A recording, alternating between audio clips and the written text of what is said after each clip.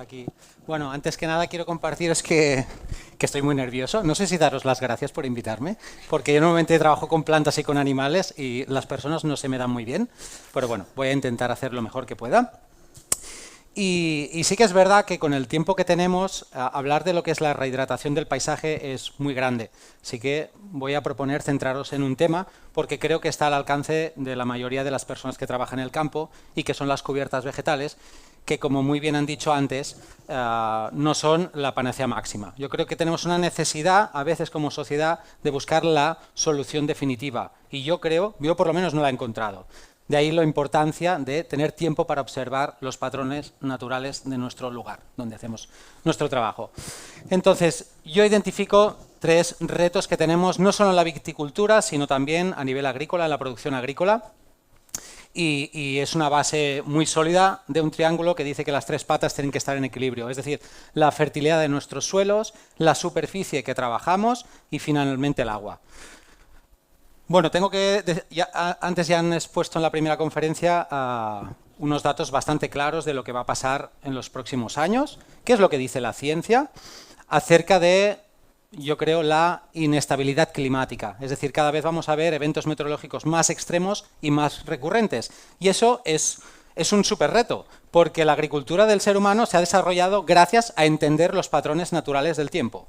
Si esos patrones se rompen, hay otro tipo de agricultura. Yo no sé cómo va a ser, pero será otro. ¿Sí? Entonces yo, por ejemplo, el año pasado no cogí ni un albaricoque porque tuve una helada tardía, este año no tengo ciruelas, ¿sí? Y entonces hay que ir aprendiendo cómo vamos a llevarnos un poco en el planeta. Estos son 2 mapas que tiene el Departamento de Agricultura colgados en su web sobre la evolución de los climas de más secano de Cataluña. Bueno, veis que hay una progresión importante de cara al 2030-2050, con lo cual cada vez tenemos menos suelos para sacarles provecho. Pero es que además tenemos algo que es la superficie no horizontal, sino vertical. Y eso es algo que pocas veces hablamos. Y es decir, un suelo, contra más profundidad, si tiene cierto nivel de arcillas coloidales, que aguantan bastante bien, se expanden y se contraen con el agua, son capaces de almacenar el agua, son también las partículas más finas. Así que si llueve y el suelo no tiene humus, ese suelo se nos va. ¿Sí? Y el humus, a mí como yo lo entiendo, es el pegamento del suelo. Es lo que lo mantiene ahí estable. Con lo cual, suelos sin humus entran en una espiral de degeneración cada vez que hay una escorrentía importante de agua o incluso con el viento, como veíamos antes. Claro, si esto lo unimos a que cada vez los campos tienen menos fertilidad, y eso es algo que tenemos que ver en cuanto a que Europa es uno de los continentes que lleva más años labrando sus suelos. Esto no siempre sucede en muchas partes de Australia, no sucede en partes de Estados Unidos, pero en Europa sí, porque llevamos miles de años labrando los suelos. Y sabemos que de media un suelo puede perder de 30 a 40 toneladas por año debido a la erosión. ¿Sí? ¿Y qué pasa con el agua? Bueno, pues conocemos, esto tiene yo creo un puntero, ¿no? Vale, sí, pues conocemos un ciclo hidrológico donde aquí está todo muy verde y entonces funciona, ¿sí? Pero básicamente lo que tenemos, ¿no?, es una evaporación que no solo de los mares y los océanos, también de la vegetación, como decían antes, la evapotranspiración. Además, esto se suma al tema de las distintas presiones y hace que descargue un agua. Y esto es bastante regular. Pero no funciona también en los suelos desnudos. Cuando tenemos suelos desnudos en verano que hace una temperatura a 40 grados y podemos tener un suelo a más de 50 grados de temperatura, esos suelos a gran escala generan columnas de aire caliente que se levantan y cuando vienen las tormentas y vienen sobre todo el agua en verano, que los mares están muy calientes, entran en tromba y cuando se encuentran muchas veces esas columnas de agua, de aire caliente, no pueden avanzar. ¿Y qué sucede? Que llueve cada vez más en la costa y menos en el interior. Y esto es algo que tenemos que ver de qué manera podemos participar en ello. La verdad es que el futuro no es mucho más positivo de la manera que nos lo han dicho, pero estoy de acuerdo en que ahí tenemos que tener positividad. Porque os imagináis que hubiera algo que nos permitiera afianzar las 3 patas, es decir, mejorar nuestra fertilidad, a ganar agua, tener más disponibilidad de agua, infiltrarla mejor y además ganar superficie. Pues sí, estamos aquí para hablar de cubiertas vegetales. ¿eh? Que como hemos dicho, estoy de acuerdo, no son la panacea, y para mí ese es uno de los grandes retos, entender que tampoco puede ser un proceso de la noche a la mañana y que tenemos que tener unos años de previsión. Entonces está el reto, vamos a un viñedo y ¿qué hacemos con eso? ¿No? ¿Cómo empezamos a ver? Entonces pues puedo empezar a buscar bibliografía, y quizá no encuentro experiencias en mi zona, puedo ir a visitar proyectos, tampoco son de mi zona. ¿Cómo lo oriento esto? Bueno, pues yo os voy a proponer 3 pasos que a mí me funcionan.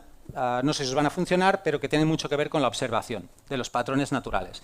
Y a mí me gusta, como tengo una de las peores fincas de mi zona, porque es mucho del suelo, estaba súper desnudo y se veía la roca madre, tengo unas grandes losas de roca porque había un sobrepastoreo de vaca, yo empiezo muchas veces de la roca y ahora mismo la he cubierto, ¿sí? Entonces, lo que yo identifico es que en una roca, al inicio empezamos a tener líquenes y musgos que empiezan a segregar sustancias, disgregando los minerales, ¿sí? Empiezan a deshacer los minerales, que luego permite tener una segunda evolución de plantas muy perfectas en la gestión del agua, como son las plantas crasas, y lo que hacen es vivir sin apenas materia orgánica, ¿vale? Entonces, estas plantas, que muchas son de un tipo de fotosíntesis CAM, es decir, que hacen la fotosíntesis de noche, por tanto la evapotranspiración casi no la tienen durante el día, dan paso a cierto momento que aparezcan las plantas más queridas por todas las personas hortelanas, que son los bledos y los amarantos, por poner estos 2 ejemplos, que son plantas que salen rápidamente hacia arriba porque lo que quieren es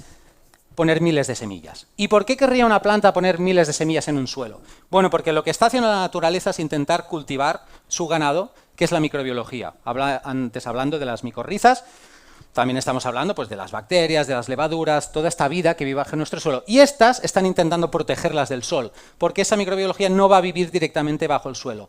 Y estas son las encargadas, esa microbiología, de hacer los procesos de humificación, de generar humus. Si no hay microbiología, es difícil tener humus. Y si no hay humus, el suelo se nos va. Entonces, cuando nuestro suelo ya empieza a tener ahí sus animales trabajando, el suelo se nos va, normalmente empiezan a aparecer las primeras gramíneas, una de las cuales también querida es la grama, ¿sí? Que son plantas que lo que quieren es retener el suelo. Es decir, ya hemos llegado hasta allí, vamos a retener lo que hemos creado hasta este momento. ¿Qué sucede después? Pues es fácil identificar que a medida que el suelo se va creando, empiezan a aparecer plantas descompactadoras. Y esto es una especie de subsolado natural de la naturaleza. Y aquí podemos identificarlas como que con dientes de león, la rabaniza, por ejemplo, el cardo, podemos tener la malva, ¿sí? Plantas que lo que están haciendo es un subsolado profundo y están abriendo el suelo. ¿Para qué? Para que tengan macro y microporosidades por donde circule el viento y el agua, el aire y el agua. ¿Y por qué querría la naturaleza descompactar el suelo? Quiere crear más casa y aumentar la fertilidad. Y cuando nuestro suelo tiene agua y aire, ¡pam!, empiezan a aparecer plantas con una simbiosis directa con algunas bacterias, por ejemplo los Rhizobium, que nos van a mejorar el suelo, ¿sí? Entonces, claro, aquí en este momento ya tengo un suelo con materia orgánica, estructurado, descompactado y rico en nutrientes. Entonces vamos a un siguiente nivel de plantas más complejas que lo que quieren ya es sintetizar algunos minerales concretos para hacer algunos trabajos específicos y lo van dejando pues, ahí en el paisaje. Ya finalmente llegan los cultivos, ¿sí? Llegan los cultivos y introducimos, en este caso he puesto una cepa.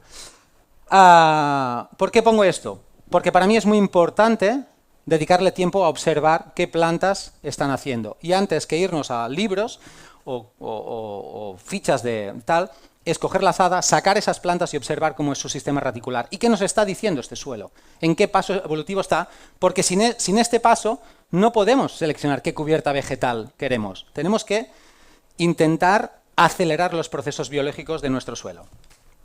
Bueno, habitualmente podemos encontrar pues, que de manera ya natural ya tenemos en suelos muy trabajados que aparecen bastantes crucíferas, salen gramíneas, ¿sí? En erosionados y con pendiente la naturaleza intenta ya agarrarlo, ¿sí? Y en suelos ya bastante evolucionados podemos empezar a ver la presencia de leguminosas. El primer paso. El segundo, ¿cuál sería? Pensar cómo vamos a gestionar esa cubierta vegetal. Y eso creo que no se puede dejar para el final, que tenemos que prever cómo lo vamos a gestionar. A mí se me ha ocurrido trabajar con 5 estrategias distintas y también será interesante si luego podemos intercambiar opiniones y conocimientos y experiencias. Bueno, una la conocéis, que se ha hablado bastantes veces en los simposium, que por cierto, gracias por hacer el cuarto. Creo que es muy importante en el campo agrícola perseverar. Y el tema de un roller, que lo que hace es nos pisa la cubierta vegetal. ¿Sí? Esto es muy interesante porque genera un acolchado que, como antes decía, no nos va a competir tanto con nuestras cepas en verano y nos va a generar ahí una buena protección del suelo. En segundo lugar, pues tenemos un corte, una siega con una intercepa y simplemente dejamos toda la materia orgánica en el suelo depositada para que se vaya fertilizando. Luego tenemos las ovejas o el ganado, cosa que no siempre es compatible con los viñedos, y luego con algún gráfico podemos ver en qué momento creo que es interesante introducir ganado, sobre todo por yo los cambios que he visto trabajando con animales, pasar de un suelo con 1,3 o 1,4% de materia orgánica a 2,7, 3,2, ¿sí? en 7-8 años, y no he obtenido los mismos resultados sin animales, pero había muchas más restricciones a nivel de tiempos. Luego tenemos la típica cubierta que hacemos crecer y en cierto momento la cortamos, la dejamos 2 o 3 semanas y la incorporamos superficialmente, 10-15 centímetros. Y finalmente, una cosa que también he empezado a experimentar y que me parece un poco de riesgo, pero a mí me gusta el riesgo, es, por ejemplo, trabajar con plantas que sabes que van a morir en ciertos momentos del año. Por ejemplo, introducir un trigo sarraceno más o menos en marzo-abril, que sabes que en julio va a morir por sequía o por frío, o una mostaza tardía que sabes que también va a morir de manera natural. Y entonces estas estrategias, para mí lo interesante es ver los recursos, las necesidades y los límites de las personas que están trabajando esos viñedos y esos campo. Y para mí ahí está la clave, que tenemos a nuestra disposición para hacer. Aquí os he puesto un cuadro comparativo de los distintos pros y contras de cada uno de los sistemas. A mí me apetece hablar sobre todo de lo que es la diferencia entre el corte y el rodillo aplanador. ¿Sí? Para mí lo interesante del corte es que añade un cierto acolchado en verano, superficial, pero en cambio nos permite esta evapotranspiración que antes hablaban, que va a competir con nuestras plantas productivas. Y el rodillo aplanador lo que tiene muy bueno es que normalmente no permite esa evapotranspiración, pero sí que va a hacer que yo tenga que hacer una inversión mayor en semillas, porque en otoño normalmente no es tan fácil que rebroten, ¿sí? La planta no tiene sol en el cuello y no siempre rebrota. Así que bueno, aquí hay una mayor demanda hídrica y aquí una mayor demanda económica o de horas de tractor. Entonces, y luego una vez tengo esto, voy a seleccionar mis especies. Y yo, de nuevo, os pongo aquí un climograma de aquí del Penedès, donde podemos observar que como clima mediterráneo, cuando más temperatura tenemos, menos agua hay a disponibilidad. Por tanto, aquí en esta época tendríamos que minimizar la cubierta vegetal, es decir, que aquí no estuviera tan presente, porque si llegamos aquí con una demanda altísima, pues es como lo que decían antes, difícilmente vamos a tener una buena cosecha. No solo además, sino que aquí también tendremos una época de la vendimia, con lo cual aquí también tendremos que tener un campo que sea cómodo de trabajar. Al final, una de las cosas que tenemos que hacer es un producto, no solo una experiencia, con lo cual tenemos que ser cómodos para la gente que trabaja, pero vemos que hay ciertas ventanas de oportunidad, y una la tenemos aquí y otra aquí, ¿sí? Es decir, en 2 momentos donde puede llover más. Y esos momentos es cuando tenemos que tener toda la carne en el asador para levantar la cubierta y tirar lo antes posible. Mi experiencia, por ejemplo, con el ganado es que después de la salida, cuando entra el otoño, es un buen momento para, si es una cubierta permanente, que se la coman aquí para empezar todo este ciclo, sin que desde el mismo corte normalmente. Pero sí que es verdad que este momento puede ser muy interesante para hacer el corte de nuestra cubierta vegetal o que la tumbemos. Entonces, algunas cositas más que quería añadir es, para mí una cubierta vegetal, yo cuando me la imagino, hablo sobre todo de plantas seleccionadas. ¿Sí? Es decir, a mí las plantas espontáneas me sirven como indicadoras de qué es lo que necesita el suelo y para acelerar los procesos. Pero la cubierta espontánea tiene mucho sentido, sobre todo en zonas de pluviometría más estable, más regular, como más hacia los Pirineos, Francia, Bélgica, ¿sí? Otras zonas. Aquí yo apostaría más por empezando a trabajar con cubiertas anuales, ¿sí? Luego vamos a ver qué especies y de qué manera. Y más tarde, cuando nuestro suelo esté evolucionado y nos acordemos de ese gráfico, nos podamos situar hacia el final, digamos, quizá ahora es un momento de entrar en las cubiertas perennes. Yo no he tenido muy buenas experiencias en viñedos que vienen de un manejo convencional a directamente saltar a una cubierta perenne, porque los primeros años ha habido mucha más demanda hídrica que producción de biomasa. Las plantas perennes tardan unos años en generar un buen sistema radicular, así que es mejor, en mi caso, entender que les voy a preparar la casa y cuando tenga la casa pintada y amueblada, las voy a invitar a pasar. Y finalmente tenemos pensar que hay 3 tipos de fotosíntesis, pero las plantas C3 viven mejor con una temperatura media entre 15 y 18 grados, y en cambio las C4, que son las plantas más de verano, se nos van a ir a los 25 grados. Y es interesante porque una de las consecuencias que tiene el aumento de temperaturas global es que vamos a pasar, probablemente con este incremento, de la temperatura media de 18 grados. Y si superamos ese umbral, pues resulta que estamos superando el umbral del 90% de las plantas del mundo, que son plantas C3. Creo que con los años tendremos que aprender a trabajar con más plantas C4, aunque yo con viñedos tengo realmente dificultad porque no quiero hacer una competencia hídrica con mi cultivo. Entonces, propuesta, plantear un diseño sucesional. Es decir, vamos a empezar trabajando ligeramente el suelo, haciendo unas siembras de cubiertas vegetales durante los 2 primeros años por lo menos. Creo que hay algunas plantas que están bastante infravaloradas. En concreto, creo que los primeros años deberíamos de generar muchísima biomasa para que esa biomasa en cierto momento la podemos gestionar, que caiga al suelo y que nos aumente la fertilidad y con todas las raíces que retenga el suelo. Entonces me imagino que en los primeros estadios no necesito tanto leguminosas, necesito descompactar, generar biomasa y retenerlo. Así que os propongo trabajar solo con anuales descompactadores y plantas de biomasa. Algunas que me han funcionado muy bien, por ejemplo, la haba forrajera, el centeno claramente, produce muchísimo biomasa, y luego, pues, sobre todo la mostaza o el rábano funcionan muy bien. ¿Sí? Entonces, esos 2 primeros años, lo que vamos a hacer es, lo acostemos la cubierta o la cortemos, cuando vaya a venir el momento del verano, del estrés hídrico, esas plantas no van a poder sobrevivir porque ya estamos a temperaturas muy altas y de manera sola vamos a evitar el rebrote. Gracias. Estoy acabando, sí. Entonces, más tarde sí que creo que es el momento de entrar las gramíneas y leguminosas, todas ellas también anuales. ¿Sí? Eso a veces también es si tengo tiempo, porque hay que ver las necesidades de cada persona. Donde aquí pues empezamos, ¿no? Pues el ryegrass italiano, la avena o demás. Y después, cuando veamos que todo eso es estabilidad, tenemos una materia orgánica en el suelo importante, podemos introducir una cubierta perenne. ¿Y cómo la seleccionamos? Bueno, yo la mayoría de plantas con las que trabajo suelen ser gramíneas, plantas que generen mucha biomasa, pero ya nos vamos a plantas perennes. Ya no trabajo con plantas anuales, sino tercer, cuarto año empezamos a trabajar pues, con festucas, dáctilos, bromus, algunas gramíneas que nos aguanten bien el suelo.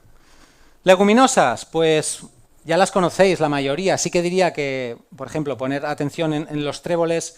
La verdad es que tienen que tener raíces pivotantes importantes. Por ejemplo, un trébol blanco a mí no me ha funcionado muy bien. He visto que tenía un poco de desarrollo. Creo que el trébol de Alexandría funciona muy bien. Las alfalfas más silvestres, no tanto las alfalfas más comerciales. Y luego tenemos ahí otro 10% que podemos sumar, otra vez de nuevo una mostaza, incluso dejarla que se espigue y que haga todo el proceso para hacer las semillas, para que así luego el año que viene tengamos una buena reserva de semillas.